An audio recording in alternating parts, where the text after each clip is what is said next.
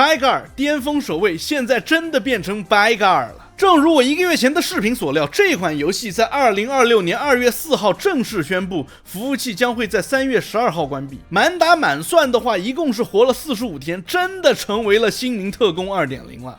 然而這還不是全部啊！這款遊戲的開發商 Wildlight 繼上次裁員後，有員工發表了一篇完全脫離群眾的長文，並且隨後被玩家噴到刪號之後，這次又有人站出來表態了。而且這一次出來表態的可不是底下幹活的員工，而是整個 Wildlight 的總負責人兼遊戲總監 Chad Grenier。不過如果說你以為這又是一篇只批判巔峰守衛自大的游戏開發者的討伐視頻的話，你可能要誤判了。因為這一次總負責人放出了一些只有在後台才能看到的數据，進一步證實了這款遊戲的失敗根本不是因為玩家的惡意差評或者是什麼所謂的抵制文化，而是因為這款遊戏本身就是不好玩。巔峰守衛可以說是集齊了商業化遊戏所能擁有的一切資源優勢，但還是失敗了。不是那種普通的销声匿跡，而是徹底的摔了一個粉身碎骨。這无疑再一次給整個遊戲行業敲響了警鐘。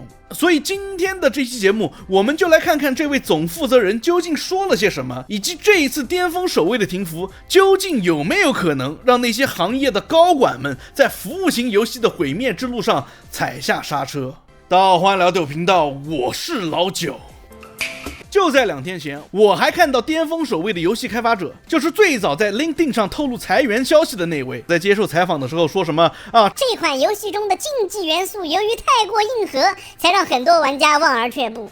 當時我看着這條新聞我就在想，這些開發者真的是被裁了還死鴨子嘴硬，完完全全的脫離群眾。都到這個時候了，你之前的笨蛋同事發完小作文之後，已經被玩家噴到把社交媒體賬號都給刪了，你還在這裡怪玩家不懂電子競技，你還想不想找新工作了啊？然而打臉來得如此之快，就在 HighGuard 在2月4號宣布停服之後，工作室的總負責人分享了一些只有在後台才能看到的數據。先是這一条和遊戲官方賬號在停服聲明中所披露的一樣，有200萬的玩家嘗試了這款遊戲，200萬人下載並體驗了這款遊戲你知道這意味着什麼嗎？放眼整個遊戲行業，有多少工作室連做夢都想要這個數字，更別提多少獨立遊戲團隊傾盡所有，最終的玩家數量可能連這個零頭都沒有。200萬，這不是什麼小數目這是真真切切的有200萬個人打開了商店頁面，看到了你的遊戲，然後點了下載的按鈕。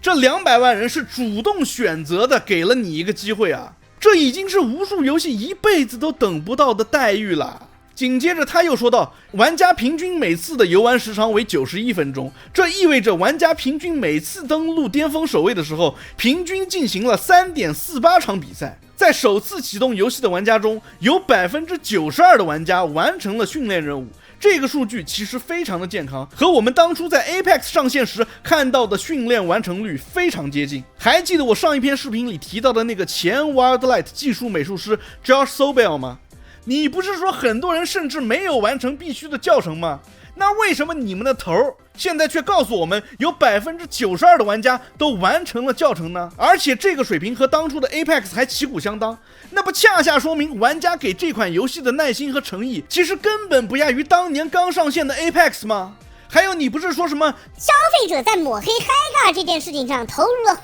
謬程度的努力嗎？那為什麼平均的遊玩場次還能大於3場呢？各位觀眾還記得當初傳統遊戲媒體是怎麼抹黑玩家的嗎？各種說什麼巔峰守衛被差評轟炸了，還有那些業內的開發者也跳出來說什麼现在抵制一款遊戲變成了一種流行什么什么的。如今在这些他们自己放出來的數據面前，什麼差評轟炸，什麼玩家抵制成風，什麼消費者惡意抹黑，全部都變成了毫無根據的無端指控。這僅僅只是一種自己沒有能力做出好玩的遊戲，卻只會把鍋甩給消費者的無能狂怒。200萬人給了你機會了， 92% 的玩家老老實實的把教程打完了，平均每次登錄還打了3場以上，玩家已經給足了耐心，給足了誠意了。結果呢，你們拿出來的是什麼？是一款讓所有人玩完就不想再開的遊戲，然後沒人玩了，你們就轉過頭來跑到媒體面前說是玩家不懂競技，說是市場不夠成熟，說是抵制文化在作祟。這款遊戲的開發者就像我上一期說的那樣，已經被有毒的正能量給浸泡的都入味兒了。玩家是給完了机会，才发现这个游戏根本不值得他们继續再玩下去，然後就離開了。這兩件事情同時發生並不矛盾啊，但某些人偏偏就是不願意承認這一點，因為承認了就意味着問題出在自己身上，所以他們寧願相信這是玩家的問題，是玩家太菜，是玩家太浮躁，是玩家被網絡上的負面情緒帶跑偏了，反正就是不能是我的遊戲有問題。更別提後來這款遊戲還被爆出背後的投資人是騰訊，當初不是還信誓旦旦的宣稱自己是獨立遊戲工作室嗎？為什麼明明有着大廠的投資，還要把自己包裝成獨立遊戲工作室呢？獨立遊戲，你也好意思說自己是獨立遊戲？你不過是給自己貼上獨立遊戲的標籤，不過是一種宣傳的手段罷了，為的就是故意營造一種我們是出走大廠的前遊戲製作人，我們厭惡大廠，在大廠懷才不遇，才一起出走抱團組建了我們這個獨立工作室。嘿，遊戲玩家一定要支持我們這款獨立遊戲哦！現在根據他們自己負責人放出來的數據，回頭看看，一切全部都是謊言。巔峰守衛這款遊戲可以說是集齊了他所能爭取到的一切資源。TGA 在 E3 消失之後，不管你願不願意承認，已經成為了全球玩家每年都會關注的播片廣告大會。壓軸的位置，無論遊戲本身給人留下的印象好壞，都能獲得足夠的曝光。哪怕預告片拉胯，許多玩家還是會衝着熱度去試一試的，這才有了200萬玩家的入場。就像我前面說的，多少遊戲做夢都沒有這樣被曝光的機會。數據同時也說明了那些惡意差評的玩家根本只是少數。在輿論如此不利的情況下，玩家們已經給了這款遊戲相當大的耐心，而且整個傳統遊戲媒體和一些行業從業者都在幫他搖旗吶喊。要知道，很多人並不像我和我的觀眾一樣會去關注遊戲行業更深層次的動態，他們看到新遊戲有熱度就會去玩，根本不會在乎遊戲發售前有沒有遭到抵制，也不會在乎有沒有主播說過他的壞話。他們唯一能夠接受到的遊戲資訊就是來自這些傳統遊戲媒體。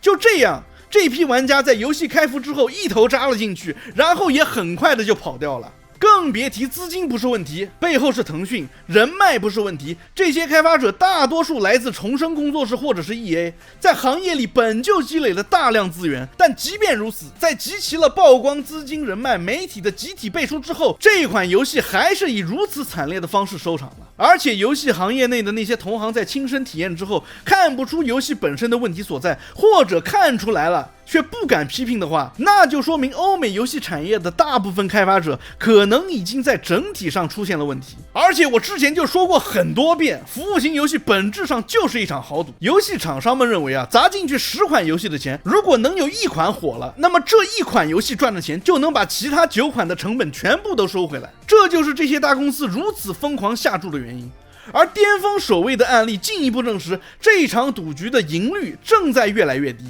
把它比作俄羅斯轉盤的話，放在10年以前，如果你想要靠服務型遊戲賺錢，那麼你成功賺到錢的幾率可能相當於只壓紅黑1/2。而現在在服務型遊戲已經過度飽和的前提下，再推出服務型遊戲還想成功賺大錢的幾率，無異於是在36個數字裡面選一個數字下注，賺到錢的幾率是37/1。